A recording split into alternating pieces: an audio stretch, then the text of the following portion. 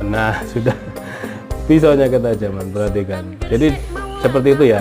Atau gini, satu jimpitan gini, jempol dan jari telunjuk, lalu jari tengah, jari manis, jari kelingking ditekuk, kan lebih aman. Terus digesek pelan.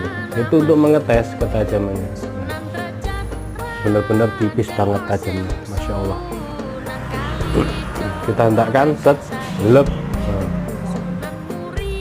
kalau dihentakkan ya tidak banyak power, megangnya cuman gini, nggak gini, megangnya tidak begini, tapi nah gini. Ini aja, ngambilnya gini, lebih enak. Jadi ini juga diperhatikan, kalau megangnya gini susah.